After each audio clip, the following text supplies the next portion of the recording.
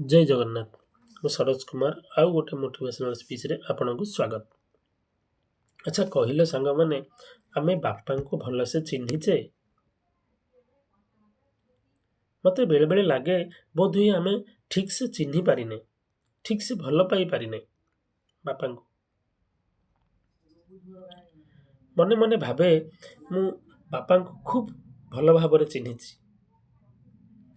ଖୁବ୍ ଭଲ ଭାବରେ ଜାଣିଛି। କିନ୍ତୁ ବେଳେବେଳେ ନିଜ ଉପରେ ସନ୍ଦେହ ହୁଏ ଆଜ୍ଞା, କ'ଣ ସତରେ ମୁଁ ବାପାଙ୍କୁ ଭଲ ଭାବରେ ଚିହ୍ନିଛି, ଭଲ ଭାବରେ ଜାଣିଛି?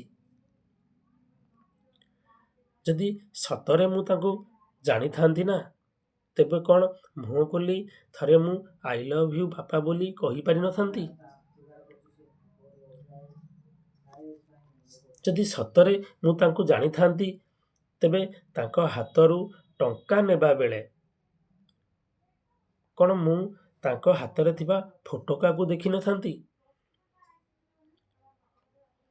ସତରେ ଯଦି ମୁଁ ତାଙ୍କୁ ଜାଣିଥାନ୍ତି, ମୁଁ ତାଙ୍କୁ ଜାଣିନି ଠିକ୍ସେ।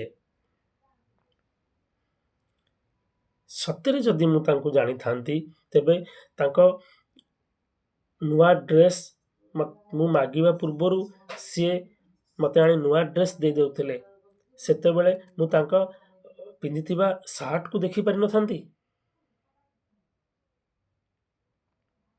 ଯଦି ସତରେ ମୁଁ ତାଙ୍କୁ ଜାଣିଥାନ୍ତି ନା, ତେବେ ମୋ ପାଇଁ ତାଙ୍କ ଦେହରୁ ଝରି ପଡ଼ୁଥିବା ଝାଳର ମୂଲ୍ୟ କ'ଣ ମୁଁ ବୁଝିପାରିନଥାନ୍ତି? କହିଲେ ସାଙ୍ଗମାନେ, ଏଥିରୁ ଆମେ କ'ଣ ଶିଖିଲେ?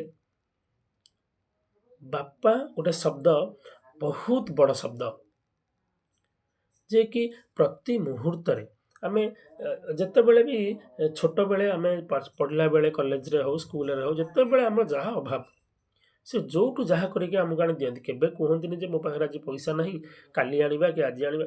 ନିଶ୍ଚିତ ସେ ଆଜି ସେଇଦିନ ହିଁ ତୁମକୁ ଦେବେ।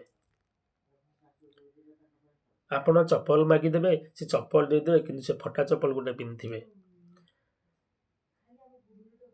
ଆପଣ ଟଙ୍କା ମାଗିବେ, ସେ ଟଙ୍କା ଦେଇଦେବେ, କେତେ ପରିଶ୍ରମରେ ସେ ଟଙ୍କା ଆଣିଥିବେ। ସେ କଥା ବୟାନ କରିହେବନି ଆଜ୍ଞା।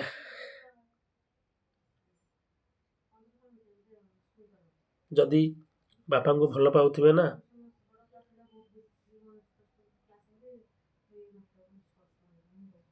ଆଜିଠୁ ବାପାଙ୍କୁ ସମ୍ମାନ ଦିଅନ୍ତୁ ଆଜ୍ଞା। ବାପା ବାପା, ଯାହାର ବାପା ନାହାନ୍ତି ତାଙ୍କୁ ପଚାରିବେ ବାପାର ମୂଲ୍ୟ କ'ଣ। ଜୟ ଜଗନ୍ନାଥ ସାଙ୍ଗମାନେ।